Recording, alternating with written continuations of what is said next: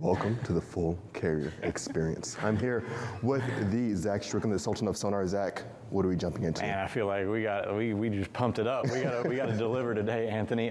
So we've got our outbound tender volume index and the outbound tender rejection index, which are not delivering right now if you're a carrier out in the space, because they're dropping, and they're dropping rapidly at this point. So early on in the year, we were talking about the OTVI kind of being unnaturally elevated in January and through part of February, et cetera. And tender rejection rates were sort of, kind of bouncing and hovering around above 20%. Unnaturally so, because January is normally that period where we see something like we're seeing right now in March, which is where the tender volumes and the tender rejection rates are both falling pretty precipitously at this point. So we're down below 16% for the first time since I don't want to say pre-pandemic, because post-pandemic in March of 2020, things did get very low, like 2.5% tender rejection rate, because we had nothing moving whatsoever.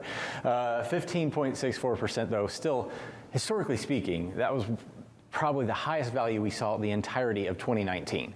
So it's still, it's still a relatively high number historically, but compared to where it's been, it is extremely low, and the trend line is that everything is easing pretty quickly at this point. So your inflationary talk might actually be coming into fruition. Of course, we talked about inventory levels being part of that whole process, as well as we saw huge growth in inventory over the last 2 months. Yeah, that's a great point, Zach, is that where can we put all this stuff that was coming in the first place? We were looking at warehouse trends earlier on this week and last week, and seeing that they're at really near all-time highs or at all-time highs, inventory costs through the roof. So it definitely makes sense that, hey, there's going to be fewer stuff coming in because we don't know where to put all these things. Yeah, exactly. And it looks like maybe shippers are trying to figure out that exact question right now as the OTVI is dropping. And if you follow this line all the way back, we're 13.6K. So that's as low as it's been, non-holiday speaking, of course, since last year, probably around February,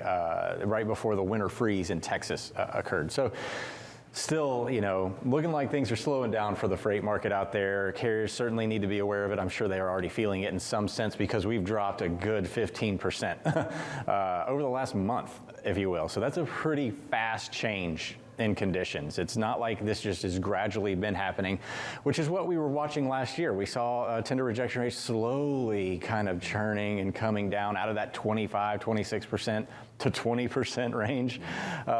Very slow trend line there, but now we've dropped from about 20% at the beginning of February to 15.6%. So massive acceleration or deceleration, I should say, happening in the freight market right now. Let's look at the next chart and look at our spot rate, or the van rejection rates with the reefer rejection rates, as well as the flatbed rejection rates, because they're not all moving in the same direction. We've got reefer rejection rates here falling rapidly. Now, this is probably one of the biggest components that is helping drive that rejection rate down. Tender rejection rates for reefer 36 all the way down to 26% over the last a month and a half to 2 months. So very quick to change there on the reefer market. Reefer market definitely looks like it's drying up, and that's very unnatural for this time of year, because we got produce moves coming right around the corner, which typically impacts the contract market, as most of it moves on the spot, but a lot of carriers kind of divert some capacity there.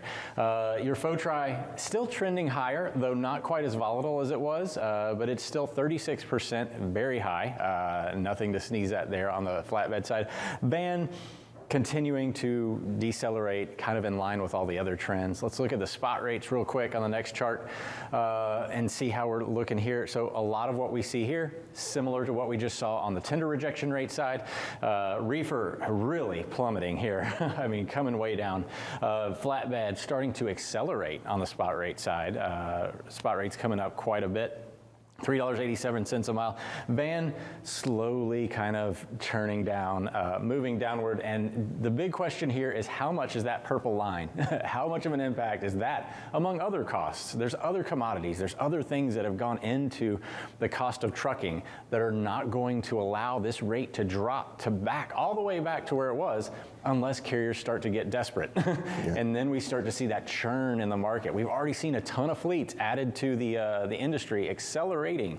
As people leave the larger carriers, go to smaller fleets, get their own equipment, et cetera, that's starting to happen at a rapid pace.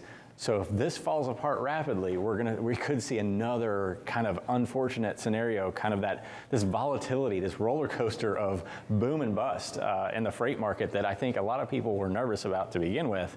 And with rates falling this quickly, Anthony, they have a reason to think about it that way. Yeah, especially as you mentioned, this boom and bust that we're always kind of used to seeing in the freight market. Yeah. I mean, in different freight cycles. Zach, thanks so much for this update. We'll check in with you again. Right now, we're going to toss back over to Kaylee Nix and Michael Vincent.